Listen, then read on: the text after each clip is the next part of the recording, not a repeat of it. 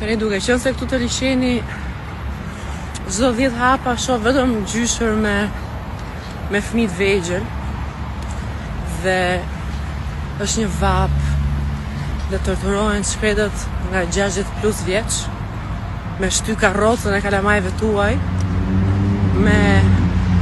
me mos me aprish tekave dhe kapriçove të kalamajve tuaj. A ka mundësi mos ja lini kalamajt prindërve se u anxit jetën edhe i morët dhe ato pak vite që u kanë ngelur për t'jetuar, sepse kanë vujt me prindërit e tyre, me familjen e tyre, të gjithë të varfër, të gjithë pasin dhe mundësie, pjesa dormuese, u ka dalë shpirtit ju rrisi ju, tash duhet me u majt dhe kalamajt. Mbajni vetë kalamajt, çojini në qertë apo në shkolla, ose mos bëni kalamajt. E gjithë jeta e njeriut ndahet në 2 pjesë. Sidoqoftë, cila do qoftë jeta e njeriu, ndahet vetëm në 2. Vitet që lufton edhe përpiqesh, dhe pastaj janë vitet që ti korr edhe merr frytet e gjithë shkaje për cilën je përpjekur dhe ke luftuar. Dhe nuk mund të jetë pjesa e dytë e jetës tënde vazhdimi i shërbimit të tjerëve, ti shërbesh kalamajve, ti shërbesh nipërve dhe mbesave. Vitet e pensionit, vitet e pas 55-60 janë vite që njeriu duhet i ketë ekskluzivisht vetëm për veten e vet.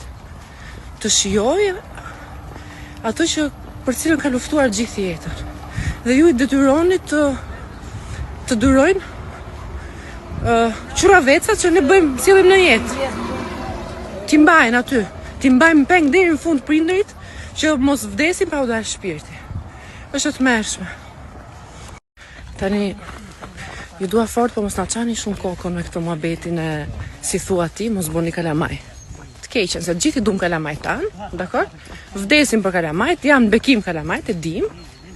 Okej? Nuk është lajm i ri. Po ti lesh kalamajt e 2025-s, si durojmë dot ne. Edhe ndonjëherë nuk japim dot ne vetë drejtim.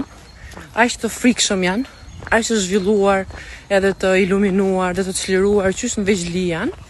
Imagjino sa mund t'ja dalin dhe sa kosto mendore është për gjyshërit që janë komplet brez tjetër, me cilët dhe ne vetë kemi kontradikta për çështje brezi, se jemi është ndarë gjëja në 90-ën. Ka ndryshuar komplet çdo gjë, nga ana sociale, nga mënyra se si konceptohen gjërat e tjera e tjera. Por kjo s'ka ndryshuar. Vazhdojmë me traditën e mbajmë prindin peng, brez pas brezi.